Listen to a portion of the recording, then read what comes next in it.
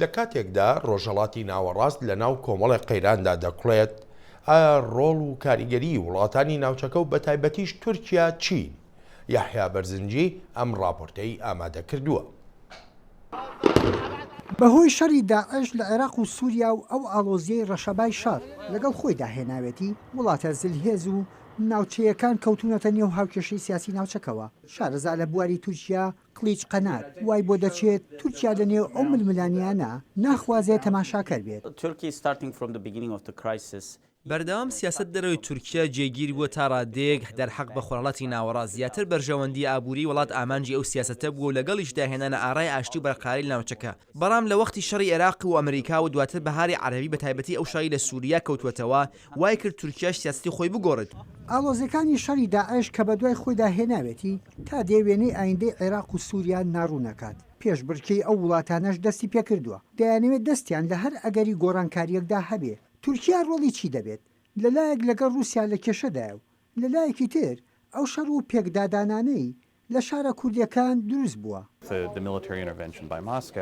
بە بەشداری سەربازی مۆسکۆ لە سووریا هاوسەنگی هێز کەوتۆتە لای ئاڕاستەی رووسیا لە کاتێکدا تورکیا دوای ئەوان بەشداری ئەو شەڕی کرد. بۆ ئەو زۆر قورس بوو بتوانێت پشتگیری ئەو گروپانە بکات کە لە تورکیاوە نزیک بوون کە لە ڕابردوودا دەیتوانی. بە تایبەتی دوای کەوتنە خواروەی فڕۆکە رووسیەکە بردومانی ئەو گروپە تورکمانانە زیادی کردووە لەلایەن رووسیاوە کە لەلایەن تورکیاوە پشتگیری دەکران. هەرەوەش وای کرد کە تورکیا بیر لە پلانی کە بکاتەوە. جگە لەوەش گرفتی کوردیشەیە کە چۆتە نێو ململانی نێوان مۆسکۆ و ئەنقەرەوە. ئەو کێشەی کورد لە باکوور هەیەی هێشتا بە ئاکام نەگەیشتووە. بەلای شارەزای پەیوەندەکانی رووسیا و تورکیا جێف مانکوف وڵاتانی زلهێزیش ئەم ململانەیە بەکاردێنن. ئەمە لە کاتێکدایە شەڕی کوردی تورکیا و هێزە ئەمنیەکانی ئەو وڵاتە لە بەرەو پێشچوون و ئاڵۆزیدایە. با بگەڕێنەوە بۆ ڕابردوو کە پەیوەندێک لە نێوان مۆسکۆ کوردەکاندا بە تایبەتی پەکەکە وەک پارتیشی مارکسی کە لە هەشتاکاندا دامەزرا هەبوو. بەڵام لە ساڵی 1990دا کە پەیوەندی تورکیا و رووسیا بەرەو پێشەوە چوو ئەو پەیوەندی نێوان پەکەکە و مۆسکۆ نەما. ئێستاکە پەیوەندی تورکیا و مۆسکۆ تێکچووە. یەکێک لە کارتەکان کە بەدەستی رووسیاوەی لە دژی تورکیایە کوردەکانە نەک بە تەنها کۆمەکی YPG بەڵکو کۆمەکی پەکەکەش دەکات.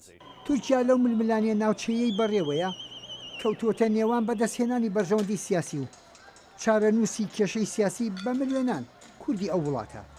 یحیا بەرزنجی دەنگی ئەمریکا.